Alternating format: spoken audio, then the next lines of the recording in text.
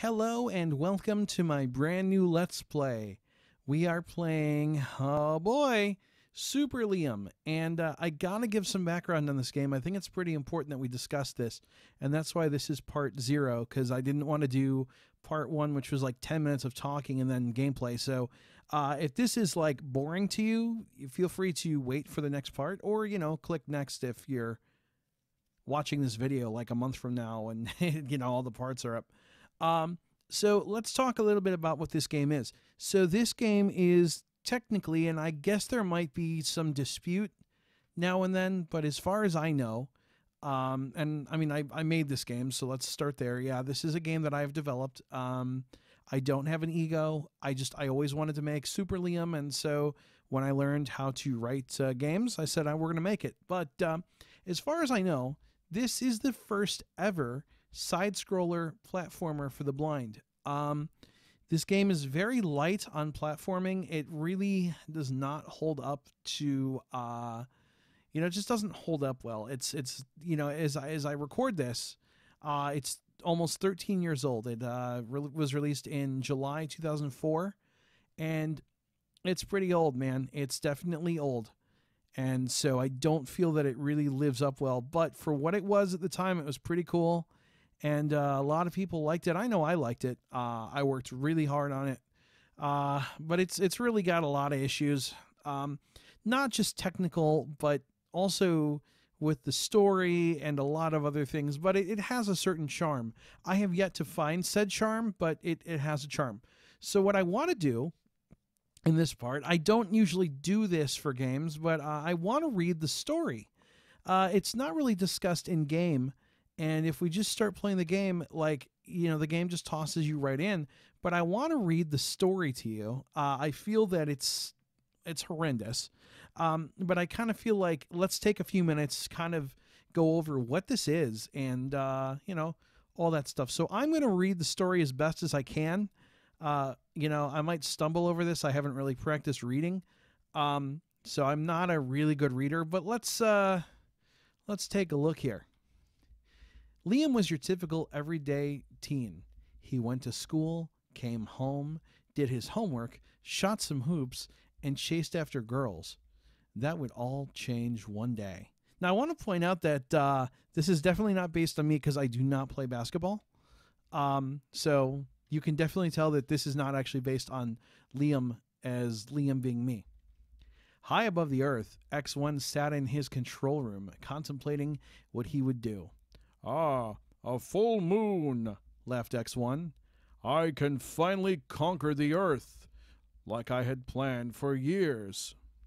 Just then, there was a loud explosion below. Oh, there was a loud explosion. No! Cried X1. No, the ship is crashing. Alarms rang and lights flashed, then all was silent. So it was like,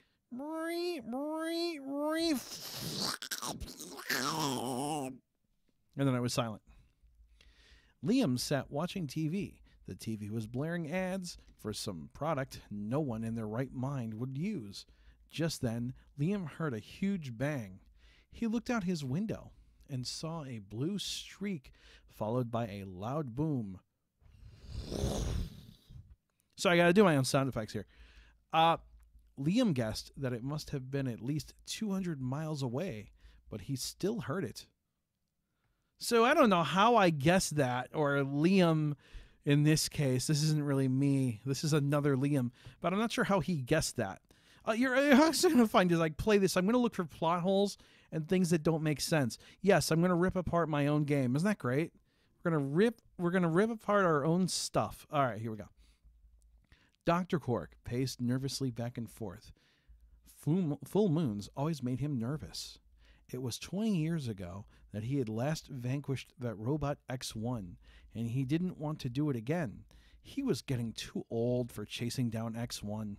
If something was up, he'd need help. But who could he depend on? I have no idea. Also, what does a full moon have to... I don't know why that's important. Oh, well, whatever. Liam didn't like that explosion. It was way too loud. Something didn't feel right. He got up and looked out. He couldn't see a thing. Liam then turned on the TV to a news report. "Welcome to Action News," said the reporter. "A huge flying disc has just smacked the ground outside Bronzeville." Bronzeville?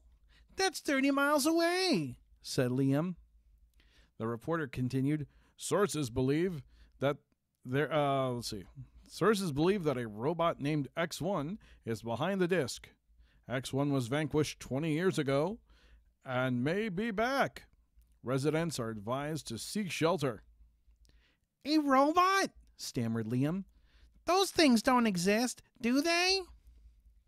Liam began to pace back and forth nervously. What if they did? What if... The thought trailed off in his mind. Dr. Cork turned on the TV in his lab. Something definitely wasn't right. His eyes fell on the scene of the disc, and he nearly passed out in fear. "No, he's back," screamed Dr. Cork. I don't have a better Dr. Cork voice. "No, he's back. Heavens to Murgatroyd. And there's nothing I can do. Or is there?" Why does Dr. Cork sound like Kermit the Frog? Dr. Cork raced to his monitor to look around Reagan City. Where do I come up with these random names? Bronzeville, Reagan City? He flipped through books he had and looked at charts. "If I can't defeat X1, I know someone else can. I need someone strong, adventurous, and brave. But who?" Liam sat up in his room. I bet that I'm strong, adventurous, and brave. Oh, I see what I did there. That's clever. Call back to the previous paragraph. Okay. I bet you and he bet you, and then he began to pace back and forth. I feel like destiny is telling me to go defeat this X1. I don't know why. Just then he saw a holograph on his wall. The holograph spoke to him in a strange voice. Hey, go, my son. Go forth and defeat X1. Defeat the world. Go to the abandoned warehouse on 5th. Go! I don't know if that's the voice it used, but I'll go with it. Just as quickly as it had appeared, it disappeared, leaving a faint outline of a man dressed in a lab coat. And that too disappeared. So maybe I should have used the Dr. Cork voice. Whatever. I have to go to this warehouse. I have to, stammered Liam. He threw on some clothes, which is good. You don't want to go naked, and headed out. It was a cold night, and the air felt heavy as he ran up one street and down the other, and back up another. He finally found it. He finally found 5th. He ran until he reached the warehouse. I'm really screwing up here. He reached until he found where a long-forgotten warehouse stood. Its painted walls were cracked and peeling, and some boards looked like they would fall off at any moment. Yeah, sounds real safe. A teenager's going to a seedy warehouse. This sounds like this should end with a news report about a murder or something. Liam looked for a door and found one. He opened it and walked in. His eyes bugged out and shocked. In shock. X1 looked at the remains of his ship. "It's ruined," he roared, "but not all is lost. I still have my power. I know that Dr. Cork will be after me, so I'm sneaky. I'll leave a teleporter right here, and when he walks in, he'll be transported to the netherworld. I'd like to see him get past my robotic troopers and dogs. And once that bumbling fool is gone, the world and everything will be mine. All mine, I tell you." That's not exactly the X1 voice. You'll find that the X1 voice is a little different, but I can't really imitate it anymore because my vocal cords don't stretch correctly. I don't know. That's the other thing, too. I do every voice in this game, which is really awkward, except for the menus and the announcing voice and one other small thing. But everything else, all the characters are mine. So, yeah, that's another thing. Liam found himself in a lab where monitors and devices lined the walls, casting an eerie glow on the room. "Where am I?" Liam blurted into the darkness. "You're in my laboratory," came a voice from behind a door. The door opened, and Dr. Cork came out. "I'm Dr. Cork. Welcome to my lab. I'm surprised you walked right in. Only the worthy have found this place. You must be the one to defeat X1. You must be." He hobbled forward. "Please sit down in that chair." Liam was amazed. Sir, I saw a vision telling me to come here, and well, I guess that I'm here for a reason." "Yes, you are.